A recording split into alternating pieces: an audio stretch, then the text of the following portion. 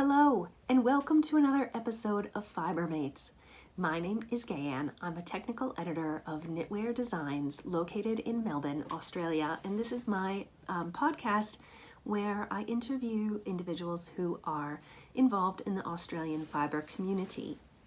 I just want to start by acknowledging the traditional owners of the land where this episode was recorded, and that is the Wurundjeri people of the Kulin Nation, and pay my respects to their elders past and present. Thank you so much for joining me. I just want to thank all of the people who regularly watch this podcast for all of your support and comments, which I love to read. And I want to welcome any new people who are here for the first time watching this podcast. Thank you. It means a lot. It means a lot to me that you join with me and to learn about the individuals who are making up the community, and that you spend your time with me. Thank you so much.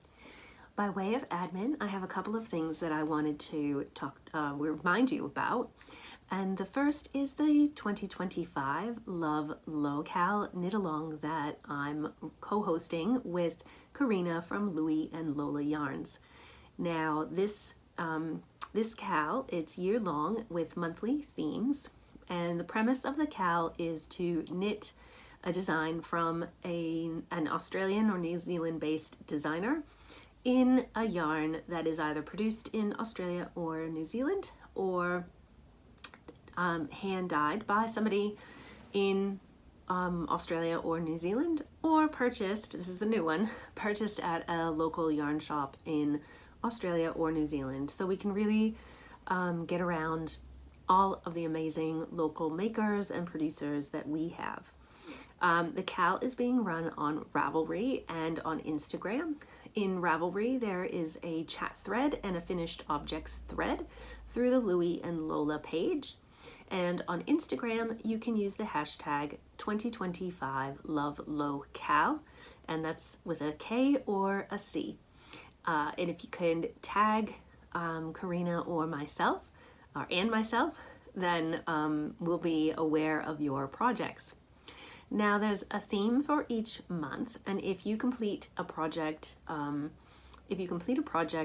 within the month that is aligned with that theme, you get an extra entry into the for the monthly prize draw. Now we have prizes every month, and they are amazing. Thank you to all of the wonderful makers who have already donated prizes for the CAL. We really appreciate your support. If you are a maker and would like to donate a prize for our CAL, please get in touch with either me or Karina. And then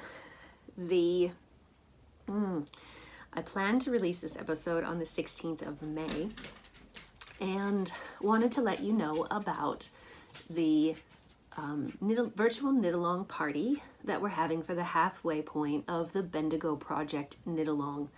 The Bendigo Project is a group of designers who have banded together to release patterns for us to knit in the lead up to the Australian Sheep and Wool Show held in Bendigo in July.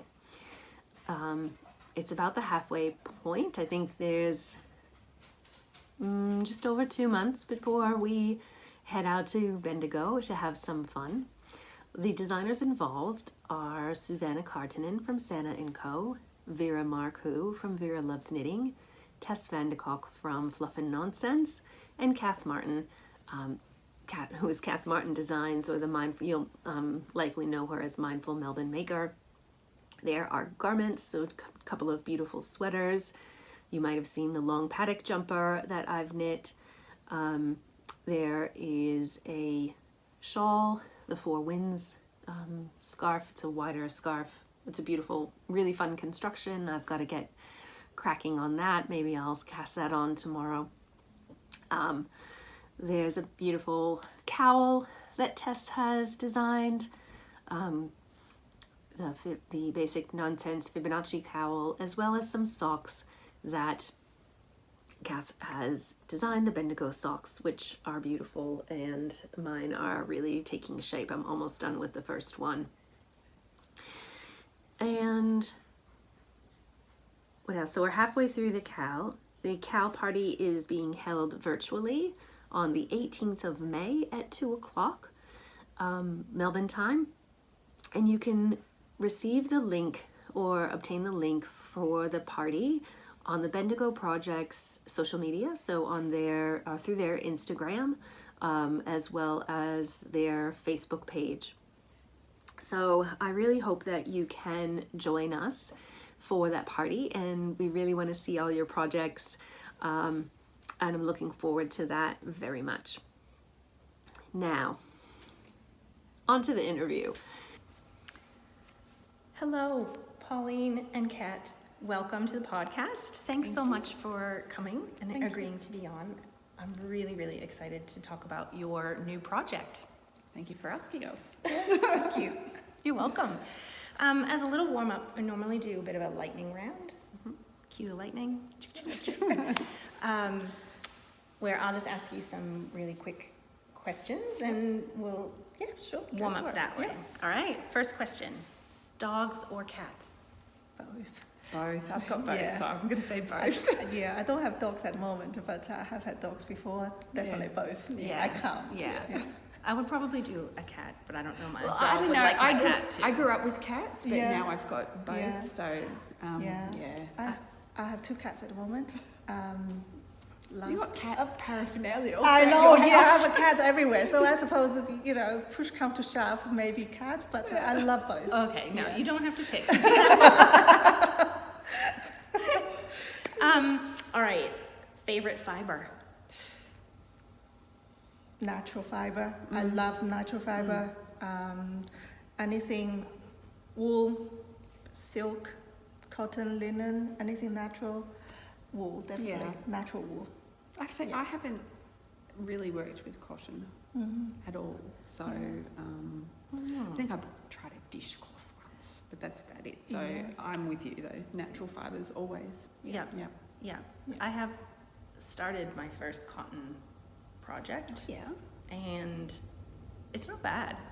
I was expecting it to be a lot more, or a lot harder to actually get more even tension in it. It's a bit more Is difficult. it hard on your hands when you're knitting, or is it okay? Well, I've used a really, really soft cotton. Oh, okay. I can't remember actually sitting here what the name of it Yes. is. But I enjoyed that. So I'll say I don't mind cotton, but I don't mind that particular one cotton that I've only ever worked with. I think it also depends on what cotton. A lot of the commercial cottons, the way it's spun, it feels rigid. Since I started spinning cotton myself, I always found my hand-spun cotton is very, very soft. It doesn't have that ropey feel at all. So it is very depends. No, I'll let you know how it comes out. I'll be wearing that next summer now. Good. Okay. Here's the last lightning round question. Do you prefer working with solids or variegateds? Again, depends. Oh no, I'm going to say solid. Yeah, solid. It depends. It depends what I'm making. But probably solid more than variegated. But I do use variegated. I think when I first started knitting or getting back into knitting back in 2019, I loved all the variegateds. Every speckled skein I could get my hands on, I was like, pretty. I think around sort of call it pre-lockdown, it was everywhere. But I think it's starting to move towards solids now, without a doubt. I sort of look at more European sort of stuff because I think they're far more ahead of everyone else. We seem to be late to a couple of years behind here. Solids, semi-solid. I know I love colour work. Yeah. So I think you get a lot more definition doing it that way. Yeah, and I think it also depends. I say depends because with variegated, you need to be very careful with the pattern you choose, because some people like the young pool, but then you don't like some of the colour pools a bit, you know. So that's why it's more demanding on the pattern when you work with variegated. Or the knitter, right? Oh, so if you have to do the helical knitting, or like 2 rows in one, 2 rows in another, that's a lot. And I'm not the biggest fan of colour pooling. No, I don't like it at all. Yeah. I have had it before, and someone knitted it up, one of my friends, and I went, I said, I don't like it. But what I do actually is I would wind it into 2 balls and knit a row from each, so alternate my rows, or you can take from the end of centre pull and the end. It does get a bit messy though. Yeah, yarn management then is messy, especially if you've got cats and dogs. As well. A bit more chaos. That's why I say it's more demanding on the pattern. If you have the right pattern that worked, take advantage of the variegated colour changes, and it can be glorious. Having said that, I had a friend who absolutely loved colour pooling. Loved it. I thought, okay, I mean, everyone likes something different. Exactly. That's the point of knitting. Fabulous. So it's great. You don't want to be all the same. Yeah. No, I find now, like you said, I really enjoy more solids, and I appreciate having a solid yarn and maybe a variegated fluffy yarn. Yes. Because then it's just that bit more subtle. I don't know. It just sort of, I'll say, zhuzhes it up a little bit. Elevates it. Elevates it a bit. And Anyway, so lightning round over. How about that? We're all warmed up. We're all warmed up and ready to get into the real meat of this interview, because I saw your Instagram post about Ethereal Medusa, which we will get to in a minute, and I immediately messaged Pauline, and I was like, what is this? Spill the beans. You've got to come on. You've got to come on the podcast and tell everybody about it. But I want to make sure everyone knows you individually as well, because we might have some viewers that are not local.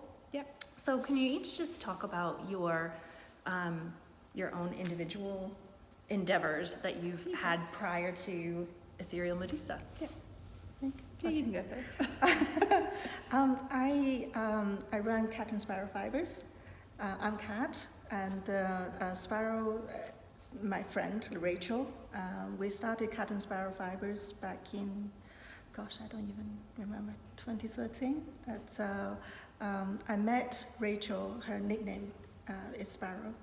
I met her when I was looking for a second-hand spinning wheel, when I was just starting to spin, and she was selling a wheel, and we met, and the rest is history. It's awesome.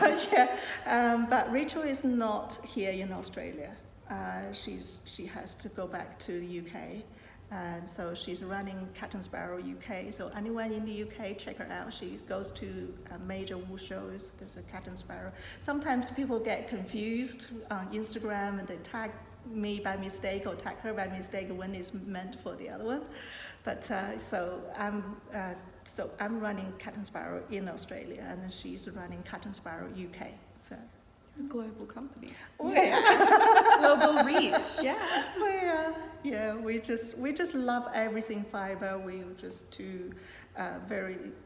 We are kind of a fiber fanatics. I say Nothing wrong with that. Nothing wrong. No, of course, no. No, but you do tools as well, right? Tools for spinners. Yes, I do. I started doing tools recently because I was fascinated with. I like gadgets. I like everything gadgets. To young tools as well. Then I bought a 3D printer and started making young tools, spindles and this stuff and niddy noddy, that kind of apply into and all sorts of stuff. So I just love playing with anything fiber related. Okay. And Pauline? Well, yep. So I started Melbourne City Dyeworks again, I can't even remember when. I started it when I was working full time and was doing a little bit of just dyeing, behind the scenes, and go to the odd little market, and it just sort of grew. It started, getting busier and busier, and I thought, maybe I could, give up my actual day job and do that. I thought, well, if I don't try it, I'll never know. So I did that, and the rest is history, really. But I started, like everyone else, doing the speckles and the bright sort of colours, and I did merino and sock yarns and that sort of stuff as well, and they were in a few shops, and it was really was good. I was really happy with it, and then I started to get into more natural fibres, and then just learning a bit more about it through meeting different people like Cat and other people at markets, and we've headed more into sort of the natural fibres now, and that's how we sort of got talking and got into producing the Ethereal Medusa yarn. Okay, all right, so let's talk about it. Tell me everything about Ethereal Medusa. Do you want to start? Okay. The reason we both sort of we would meet at markets and talk, and that's how I think we met. I've met most people. And we started chatting about, it'd be great if we could have this at markets, because everyone's got, within reason, the same yarn. We just wanted something a little bit different, and we'd noticed people, when they come to markets, will not buy. They ask a lot of questions, which is great. You should be asking questions. Where's it from? Where's it been, spun? Where's it been scoured? And all that sort of questions. Does it have nylon in it? Oh, no, I won't buy it. It's got plastic in it. And that's fine. That's great. People should be, researching what they're buying and knowing how it's going to wear and wash and how it's going to break down eventually. Will it break down eventually? Well, and it goes back to what Kat said about the pattern. Not every yarn suits every pattern. No, it doesn't. It doesn't. You do have to be mindful with what you're making as well. But we sort of thought, well, who does this in their lifetime? It'd be nice to just try it, and if it all fails, we're going to have all this yarn we can use. We'll have our stash for life. So, what's the worst? It also came from where we were sourcing, as dyers or sourcing yarn. And as Pauline mentioned, most yarns you see on the market came from one or two producers or companies worldwide. Which is actually owned by the same company. They're one company who owns them all. So, I don't know if people realise that. So it came one in the UK, one in the US, but essentially it's one company. And even if I go on market and see a fibre base or a yarn base, I know exactly where that yarn came from. And also we were looking at a yarn that's produced in Australia. We are supposed to, we have all the sheep, and turned out it was extremely difficult to actually source yarn that's produced in Australia. Why do you think that is? It's all been outsourced to China, because China has the producing power. It's cheap. Production facilities. Production facilities. Have a lot of. We don't have manufacturing like we used to. We don't. Well, and for example, scouring. Right. That's the first step. Absolutely. Getting yarn off the back of the sheep, and then the next step is scouring. And, that's right.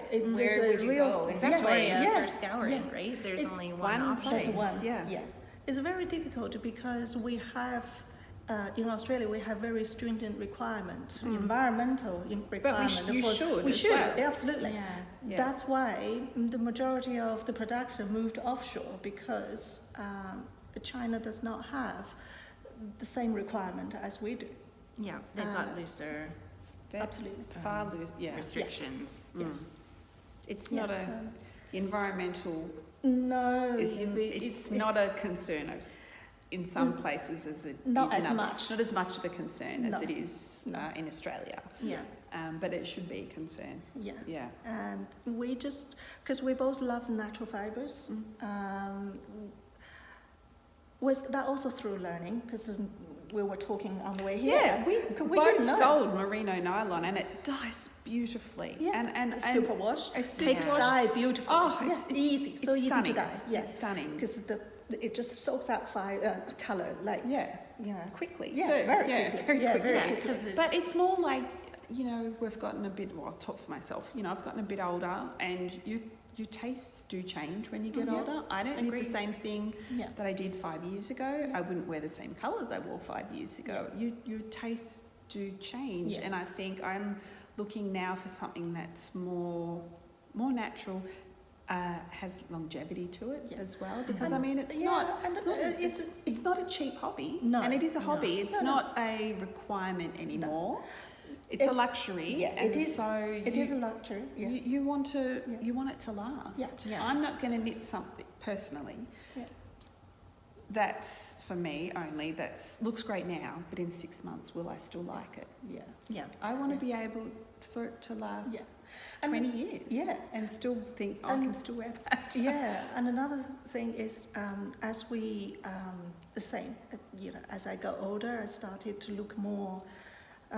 We're going more natural, looking things more natural, and that's where we started researching what natural fiber. When people at the beginning, when I first started, we thought wool is natural, right? Yes, natural. Yeah, but not all wool.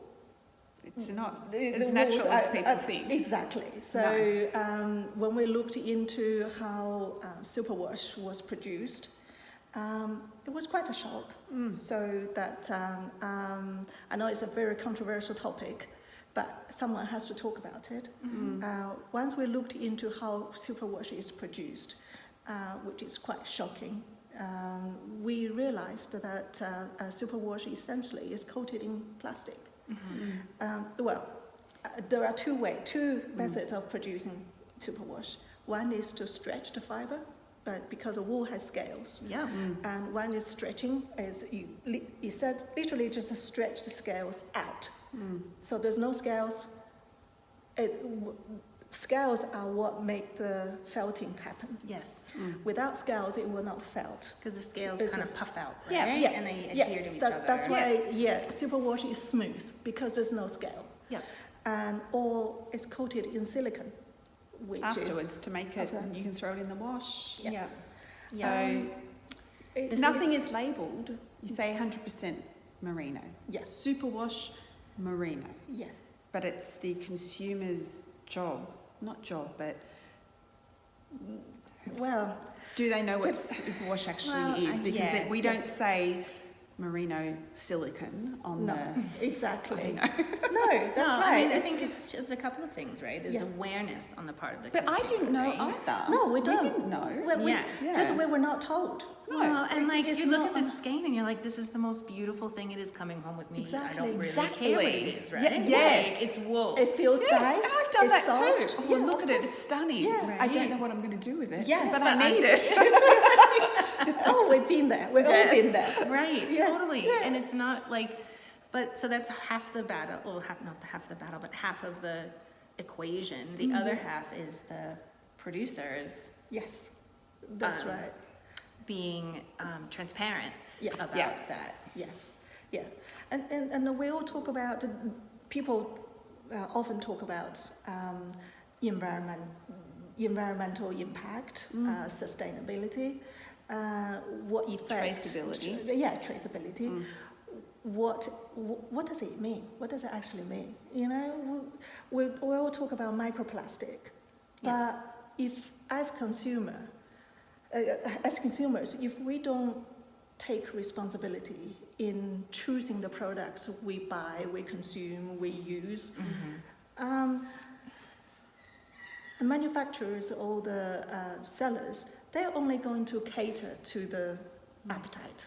That's right. So part of it is partially it's our job too, So I think we need to educate ourselves to what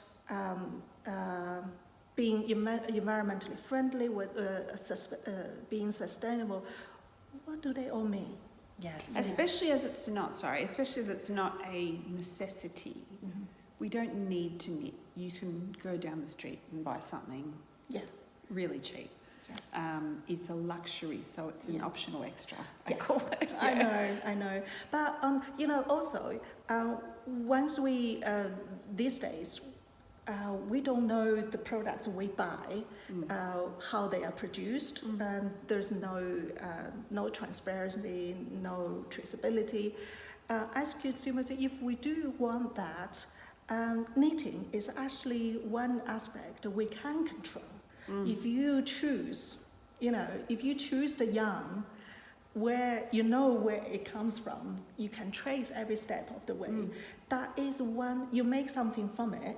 That's the one piece of garment or accessory or whatever. There's one element that you can actually control 100% that hasn't been plastified.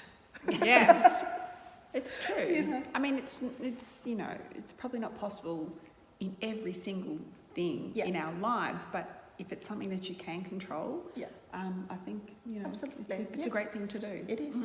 It is. Yeah. All right. So, how did you even start? Like, you've got to find fiber somewhere, and then you've got to figure out what to do with it. Yes. So, how did that even happen? Yeah. Well, we had to decide. Well, we both know which sort of blends of which sheet we liked, right? We talked. There were lots of brainstorming. Yeah. And, Let me pause you because you're both hand spinners. yes. Yeah. Right. So you've got a lot of experience with spinning. Yeah. You especially. Kat's far more experienced than I am in that area. But we know that we both love Corriedale. We love it. We both had Rinel's. Yes. We've been here so many times. Rinel has the most beautiful corridor. Yeah. Yes. And I love Cheviot. And I sourced the Cheviot from Victoria as well. So we said we like those two. And our Ethereal Medusa has bond in it as well for that softness. Yeah. Yes. Okay. Yeah. A grey bond. Bond. Yes. Which is It's beautiful. It's soft and bouncy. It's just gorgeous. So we had to play around with the fibres. Yeah, we got all the fibres. We made our own blend, hand spin. We did our hand spun. We did lots of experimenting. Lots of samples we made. Yeah, that's right. Yeah, we didn't just go, we'll have that. No, it doesn't we work tried that the way. different ratios. We didn't try the different percentages. Yes, that took a while to work out actually, the it did. percentages of which particular ones we wanted. Yeah. There was a lot of work that went into I that. know. Yeah. It's like blending a wine, right? Like, Absolutely. That's why it took 2 years. Yeah, it took 2 years to get this far. Okay, and neither of you are currently sheep farmers. No. So how did you do you just ring up somebody, or did Rinel put you in touch with people, or like how do you find fleece? Okay, so we approached Rinel. Yeah. And obviously, Rinel produces her own. Yeah. Oh, Yeah, sorry, as that's well. Rinel from Cloverleaf, Yes. Corriedale Farms, Yeah. and there's an interview with Rinel. If you go back into I'll figure out what episode it is and put a link to it in the description box below. Yeah. So we approached Rinel about that. And she was also good to bounce ideas off as well, because she's so experienced. That's right. As And well. she's knowledgeable with sheep breed and fibre. Yes, and she's very connected in the community. Yeah. And if we ever had a question we weren't sure about something, Rinel was so happy to answer our questions or put us in touch with someone. Not everyone is helpful, but Rinel is great. Yeah. And we have also other people we learn from that mentoring us. For example, I have to mention Raylene. She's the lady behind Australian Bale Project, the ABP project. Aussie Bale. Aussie Bale. Aussie Bale Project.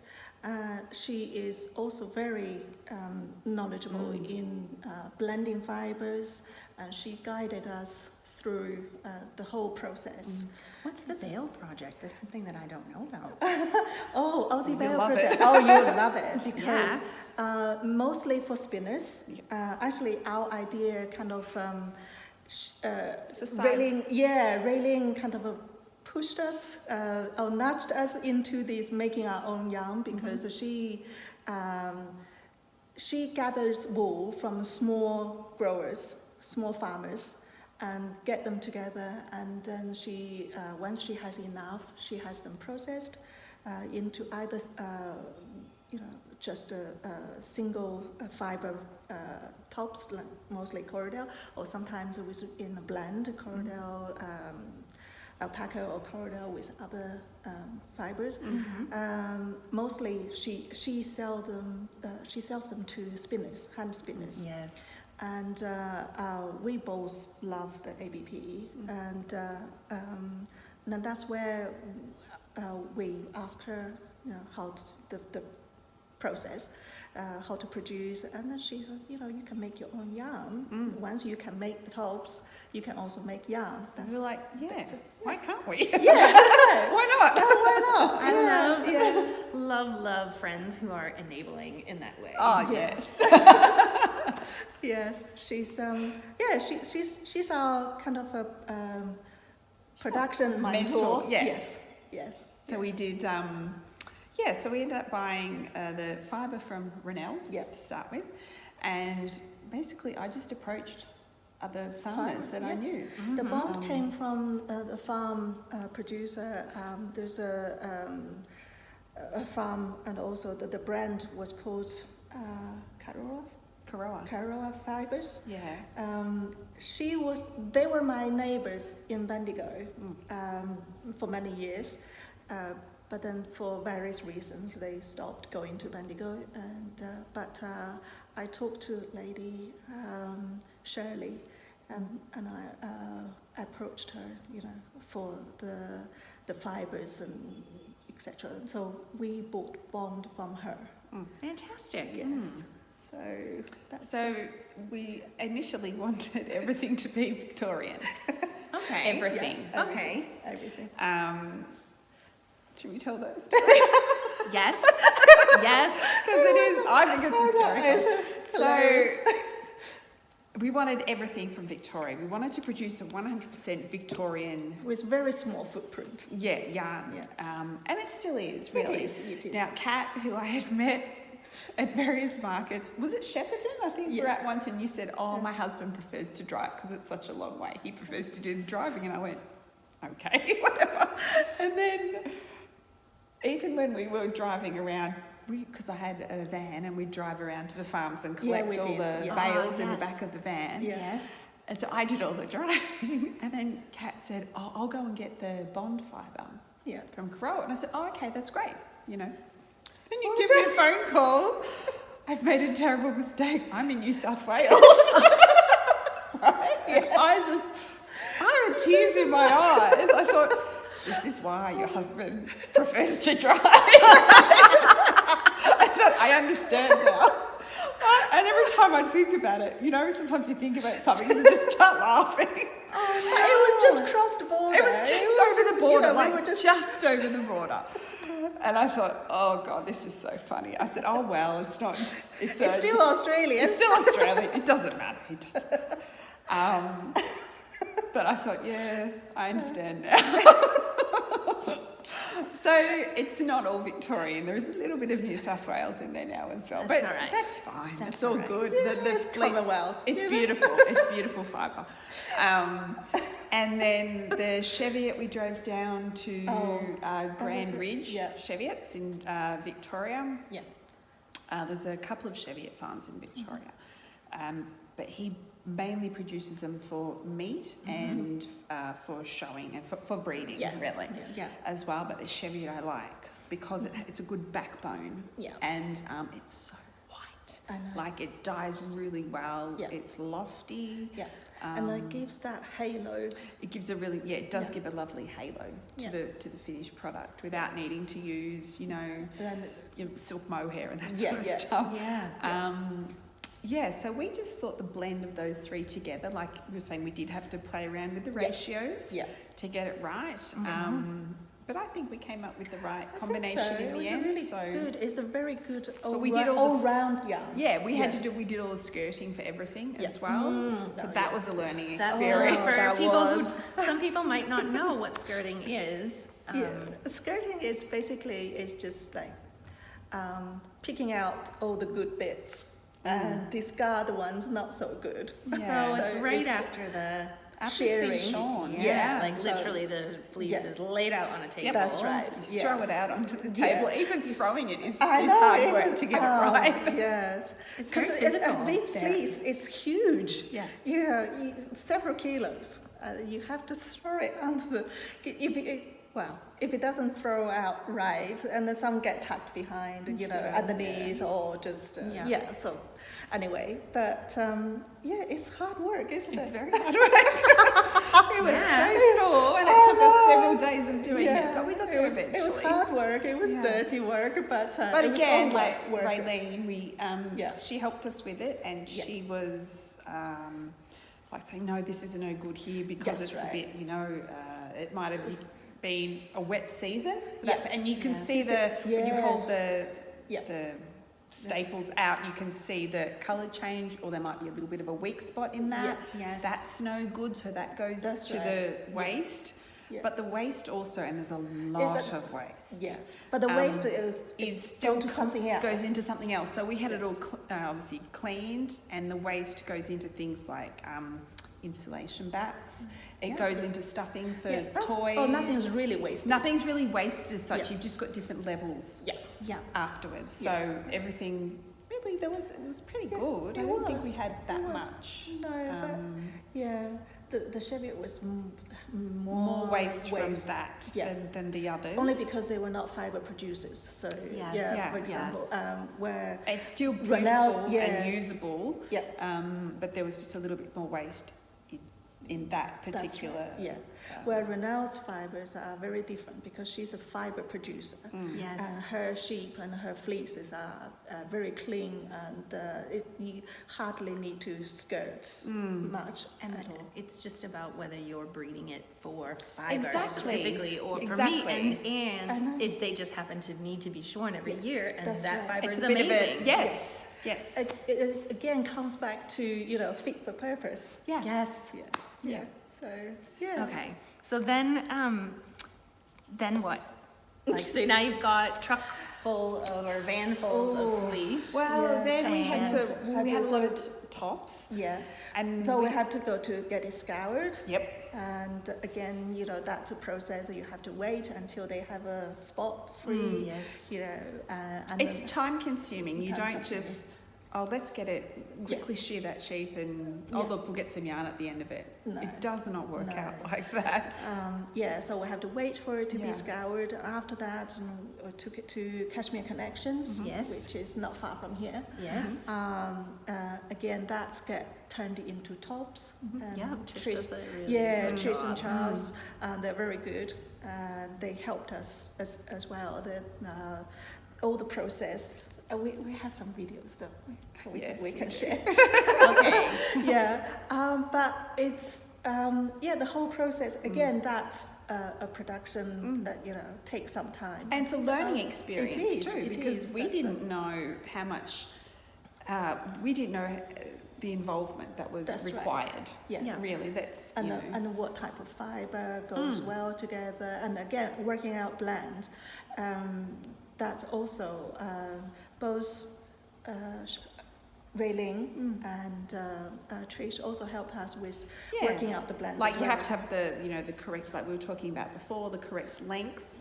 And if it's too long, it needs to be chopped. Certain fibre can blend beautifully together. Not all fibres can blend together because some are just not suitable for that machinery. For the machine, So, so we had that made into tops, and That's why we have some tops as well. But and after that, it was Great Ocean Road. Yeah, we wanted what we really liked about a couple of we mills. talked with a few, but Nick and Isabel at Great Ocean Road, because they're a 100% off-grid. That was the clincher for us. I think everything. It's all done with rainwater. They're solar. They're totally off grid. I thought, this is it. We've gone to the effort of buying all Victorian all Australian, natural. It's not processed. That's just sealed the deal for us. That's right. And we knew them as well. They're lovely people. Exactly. So, And it was very good talking to them as well. We had our ideas, we took them, and then they will give us feedback and say what our machine can do. Yeah. And like not everything will work that we wanted. And you just sort of have to, okay, well, no, you won't be able to have that, but you can have it like this. And that's great. That's right. And the same with the Cashmere Connections. And then while we were talking with different mills, Trish was asking, do you know which mill you're going with? Because then the fiber production, the final products from her machine will be different. Yes. It depends which mill we go to. You sort of need to know exactly where everything's going to go when you start. Reasonably when you start the production. That's right. Because it's different. Which we didn't realise either. No, we didn't. No, so it's all learning. So. Okay. So how long did it? I know you talked about 2 years. Is that from like start to finish, or has it been even longer than that?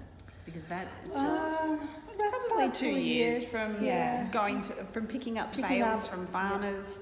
Skirting everything. I suppose we talked about it for a few months before. That doesn't really count. We had the idea, but we just had to say, let's actually do this. Because how many people get to say, look what I made? I know. So the 2 year starts. We started from when we picked up the first bales. And speaking of look what I made, should we show it now? Because yes. We've got. You must have the natural, the undyed first, so people can see. Fabulous. I might take some pictures because that color is not. It's like a light oatmeal. Yes. So because it's not white, because we've got the because it has a grey bond in it. Yeah. So you can kind of see the slightly heathered. Slightly heathered. Yeah. That's the two weight. That's the 8 ply, and this is the 4 ply. So and what's the meterage? What are you getting? That would be 200 meters, and this would be 420 meters per 100 grams. But it's very squishy. It is so squishy. Yeah. It's really lofty. Is it a semi-worsted spun or like a semi-woolen spun? Semi-worsted. Semi-worsted. It's very squishy. I think that would be, as looking at that yarn, to me, that would be beautiful for color work, for all your color work projects. I think in our mind it's perfect. Like this obviously is not color work, but you can see, the stitch definition. Yeah, you can see the stitch definition. But in our mind, we had this designed with color work in mind. And especially like with the 4 ply. I think I would compare the yarn, the way it's spun, and it has got a halo on it. It's sort of like a Jamison's substitute, if you want to say that, or an alternative. The handle is very similar. Yes. And do you know the percentages that you? Yes. Or is that like a trade secret? No, we do have. I can tell you right now. So it's 60% Corriedale, 29% Cheviot, and 11% Bond. For 100 grams. So it's. I think that's. I would wear that next to skin. I would too. Yeah. It's not merino soft, but it's not scratchy. Think Jamison, think Shetland. The thing is with a lot of those, it's not the more you wash it and wear it, It get gets softer softer. over time. I don't think people realise that. That's a right. merino, That's right. Yeah. it's soft as soon as you put it on. Yeah. But it'll also peel and Yeah, it stretch will. really badly. Yeah. But- yeah. but it's especially it's- superwash. Yeah. Yeah, Um, but this has lots of buns. I love and that color. I know. It's the best It's color. beautiful, and then when you wear it and you wash it, afterwards it will bounce back. Yes. It's Yeah. that's what natural wool does. It bounces back to the correct shape. Yeah. It doesn't stretch out and lose its it has beautiful- shape over yeah. time. Yeah. Because Also- it has its scales Yeah, still. it has the scales, it has a halo. It's great. It has great insulation, which superwash merino does not. It's have. very breathable. It is Yes, very very breathable. breathable. Yes. Yeah. Yes. So very breathable, warm. Do you have like core colors that you have, or do you think they'll change over time? No, I or think like, what in my mind I'll have. We're both going to dye our own colours Yes, separately, that's so right. you'll be able to get a little bit of Yeah. both. Because we have I would very think. different styles. Yeah, which so- is great. Yeah. You don't want to be the same as Exactly. everyone else. So, Exactly. I'll probably do in my mind. I'm going to have about 12 colours, and I'll have Yeah. them on that 8-ply and on the 4-ply. Yeah. You'll do I Reg have in the yeah, same 10 or I'm- so, 12 colours. Yeah, I think I probably 9 or 10 colors. Yeah. Yeah. So for, and then yeah. you're debuting at the it's Marybeck. Marybeck. I know Marybeck, but I always forget the name of the organization that runs Oh, it. that's So it's the hand hand knitters and knitters. crochet guild. Susan from the Yeah. Yeah. Yes, hand knitters and crochet. Guild, yeah. Guild. Which was Coburg Market. Coburg Market. Yeah. Yes. Yeah. Marybeck Town Hall. which I love because it's very close to me. I could almost walk there. Yes. So you'll be debuting there. Yes, yes. Is this the color lineup? Can we get people excited about the colors? This is some of them. We Some haven't of them. brought all of them Yeah. in. So Okay. That's right. Yeah. show. I'll just pop that Okay. the 4-ply there. So we've got, well, that's the natural, the undyed. Yeah. So we've got some there. Don't know how many I'll be able to hold. That's all right. You want to You can grab get them? So I've only brought a small selection there. Yeah. But these ones here, I'm actually going to use in a vest, a colourwork vest that I'm going to attempt. Is it Mary J. Muckleston? Yes. Oh, yeah. One of her vests that I'm hoping to have ready in time for Coburg. That's going to be my Coburg outfit, Marybeck outfit. And some of these are going straight into that vest as well. I love this raspberry have- color, Yeah. and I love this duck egg. Oh yeah.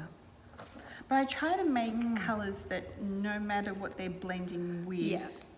they'll match, but you'll get good definition and they won't clash too much. And these are all my summer. Yeah. Because I'm a But you summer, can put those next to each other. Right. And they all work. And Yeah. that was the thing when I had my colors done. They're like, you can wear any of these colors together. They Yeah. will always all match. Yeah. Right. Yes. Yeah. Yeah. And I have some 4-ply colors, and these just. Oops.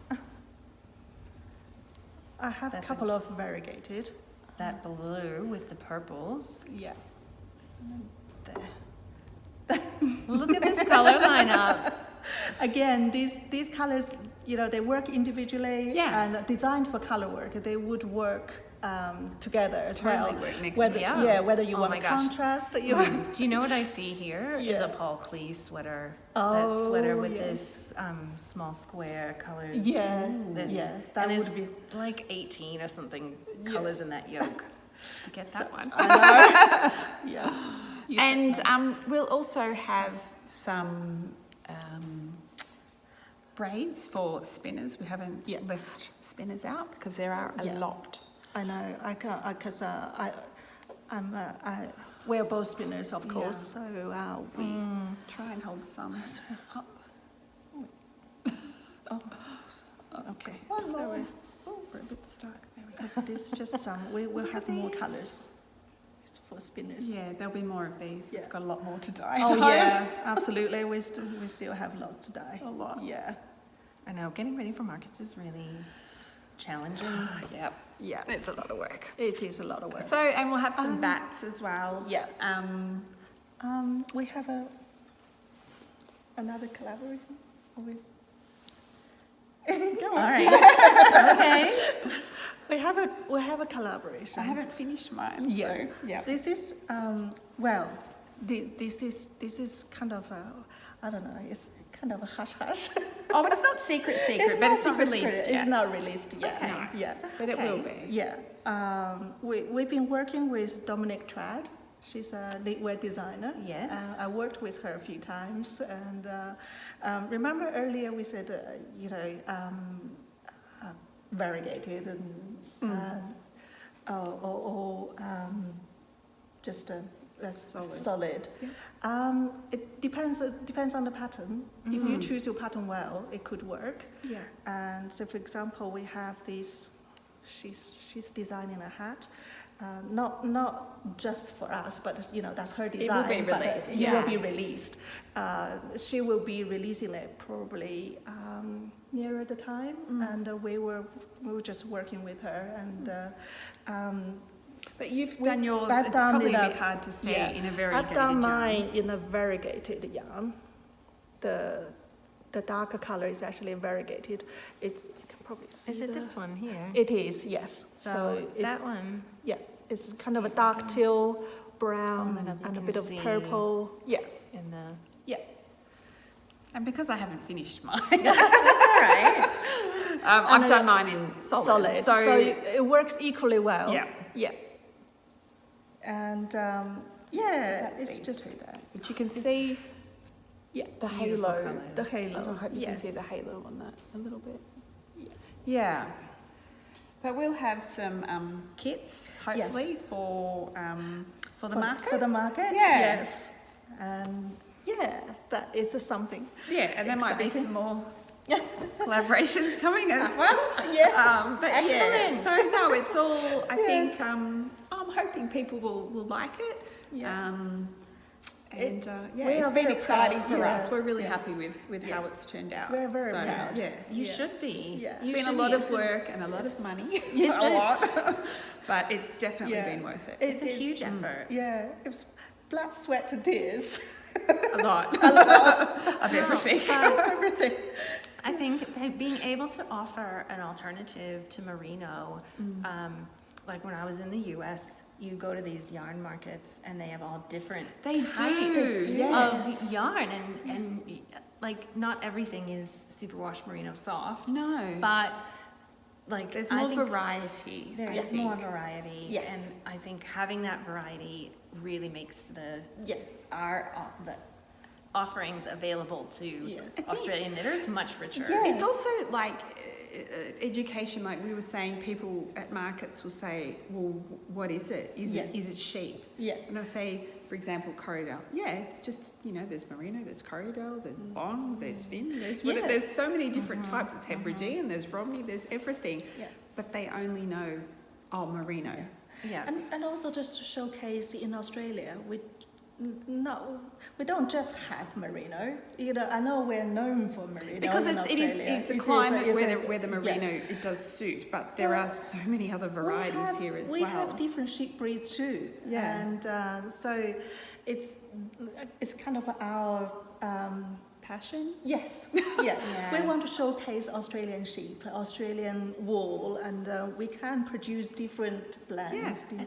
This also goes back to what you were saying, Kat. If the producers of yarn see a demand, they'll rush to fill that demand. I think there are. I mean, you have to look at even Bendigo at the moment. They're really starting to produce a lot of Corriedale. Yeah. A lot. Yeah. So I think even they are realising perhaps it's a bit of a flooded market for merino. There's just so much of it, so we do need to do something a little bit different perhaps. And coming back to fit for purpose, merino is good for when you need something baby items or next to skin, if like next to your neck. Yeah, if you're really sensitive. Yeah. But to be honest, if you're making an outerwear, a jacket, gloves, socks, you don't want merino because it's not going to last. Something for hiking. Exactly. Yeah, merino is great for, I think, instant softness. Yeah. But it doesn't have the longevity, I don't think, that some other varieties do. No. But they've got a different, each one has their own unique need and purpose. Depends on what you want. If you want something, a jacket, you want something that's very robust and that will last longer. You need to know what you're making. It's good. It has good insulation and it's going to hold its shape. Yeah. So, you know. Yeah, and it's sturdy. You can put a backpack on over it. Yes, like, and it's not going to pill. That's the thing. I oftentimes think about like even sweaters like this that I've made, and then I just go to put my backpack on it, and I'm like, look, I've got so many at home, and I love them where I've put a strand of silk mohair with them, and I do love it. Yeah. But after a while, you do get the little pilly, daggy bits. You can just take them off, it's fine. But we were sort of hoping, even with this, that you still will get that halo, and therefore it eliminates the need, I suppose, to put. And then we were talking about producing something that's more kind of an all-rounder for socks. For socks, that's what we really wanted, and with a superwash alternative or without nylon. I made some socks. I've been wearing these, and so you know, this is after a few wears. So there's really almost no felting. I know. But we've also had with the 4-ply, we had the twist done a little bit tighter, specifically for this in mind. Yeah. So there should be a little bit more hard wearing. Yeah. So that was originally, and which us and every other person I think is trying to do this at the moment, is trying to make a no nylon sock blend. Well, and it's really tricky. I've knit a pair of socks that were merino no nylon sock yarn, and after the first time I wore them, the entire bottoms are completely felted. That's right. That's what merino does. They make great bed socks. Yes. But not for boots. And that's okay. Like if you're going to wear them around the house, that's fine. Yeah. A bit of felting is okay. Yeah. It's when you walking around even inside and you're getting a hole in them. I mean, yes, you can darn it, you mend it. I hope people do. Yeah. But we wanted something that you could put on a pair of boots and walk outside and you walk back in and they're still good. Well, it's like the Lincoln ones. Yeah, I have on Lincoln are great. Like that's again a long wool. Long wool, strong. So it is very, very strong. So that acts as the nylon replacement as well. But there are all sorts of alternatives. Yeah, I love this pattern. Oh, what pattern is it? Did you make it? Did you? I did make it, not my pattern. I can tell you which one if I can find. It's really cute. It's got this ribbing on the leg. It. Because it's a very snug pattern. There's a similar pattern out there. I think it's called the banana sock. Oh, right. And it's got this ribbing all the way around and in the heel, and it's a very snug fit. And there's a DK, a 4-ply version. Yeah. There might be a bulky version as well. Bulky would be fun. Yeah, it would be. And that's apparently meant to be an excellent, well-fitting sock too. I think it's free. Yeah. Even better. This sock pattern is called a Hattu. Hattu. Hattu. That's, I can't bring it.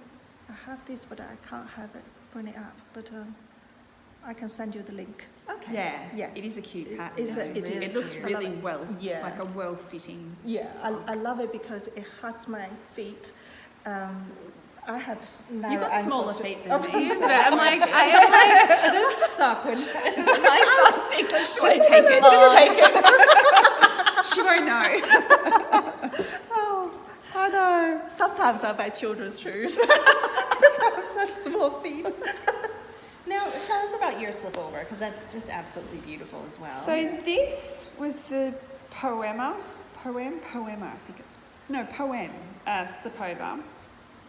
Now, it's a free pattern, and I think it's on the Hobie website. Ah, yes. And she's a French designer, but there are a couple of, I can't even remember her name.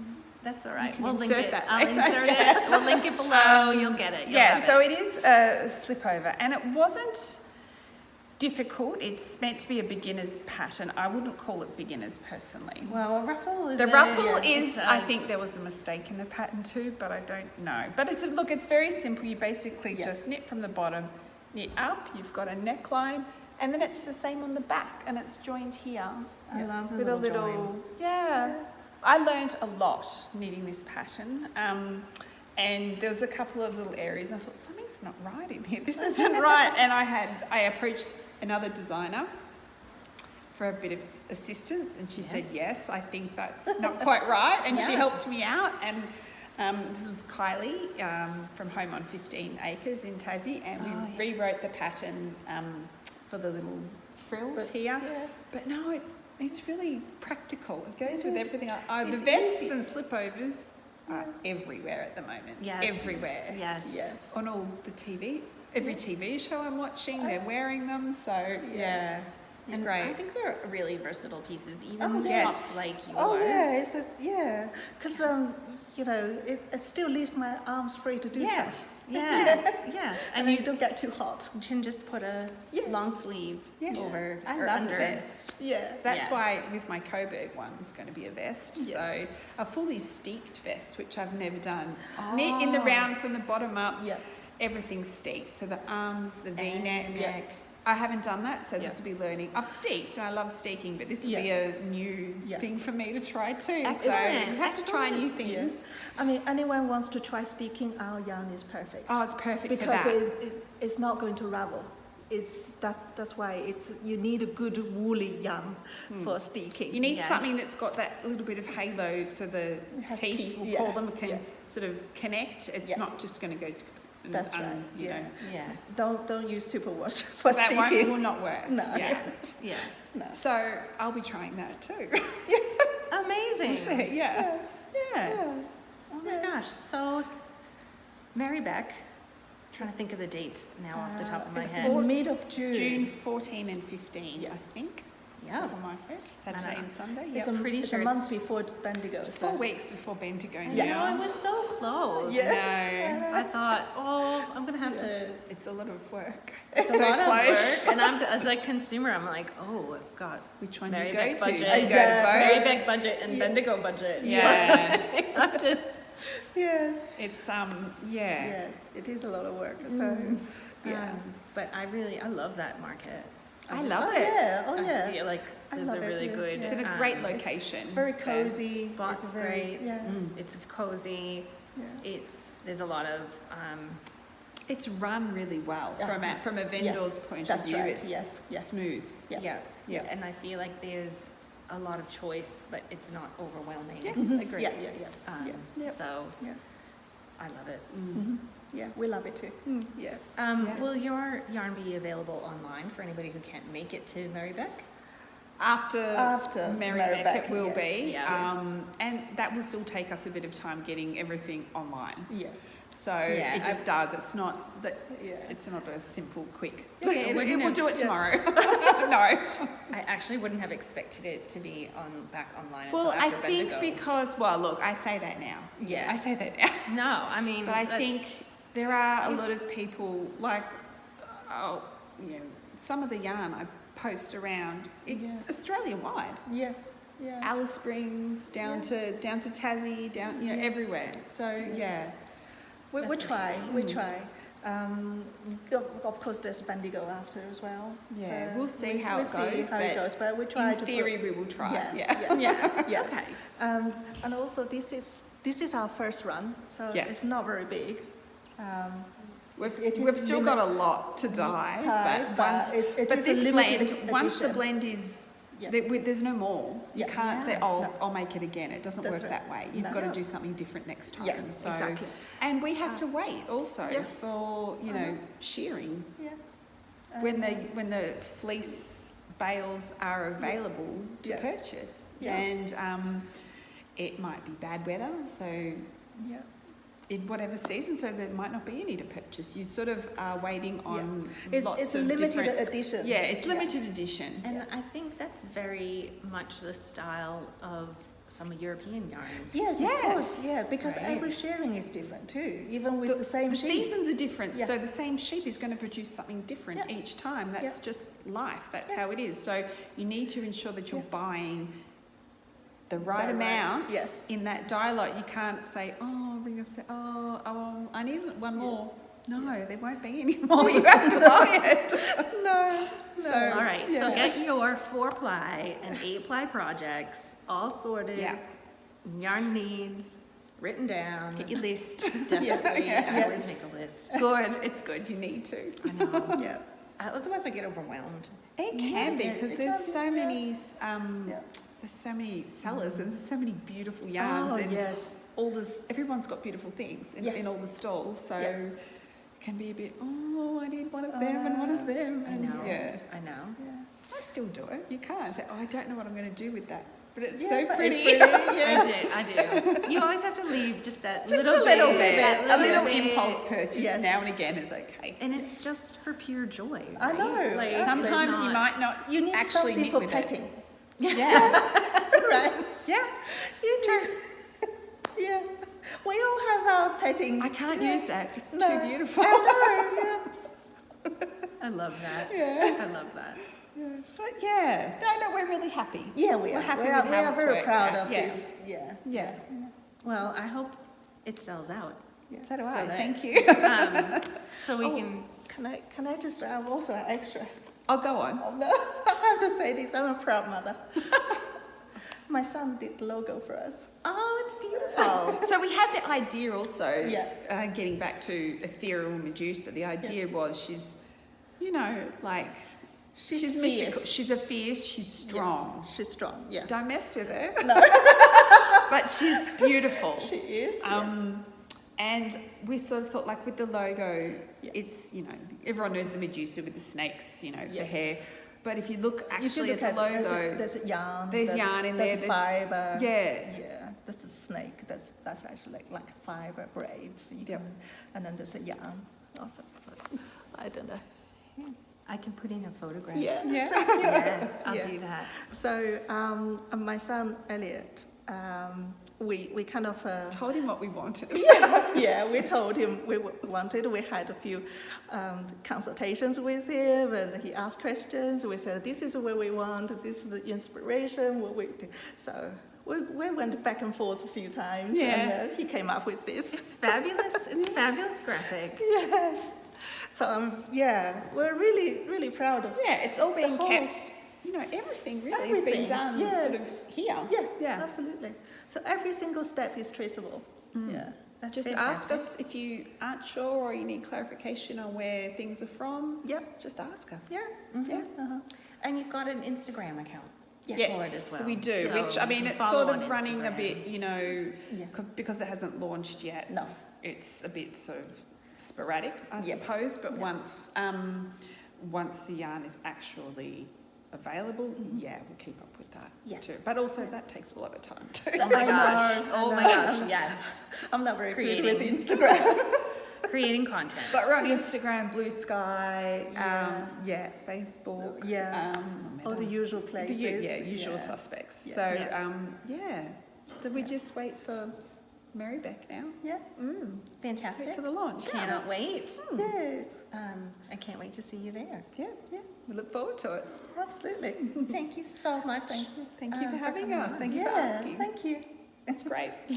In the No perfect problem. setting for it as I well. know. I know. Yes. Yeah. Love it here. Yes. Perfect. Thank you. Thank you.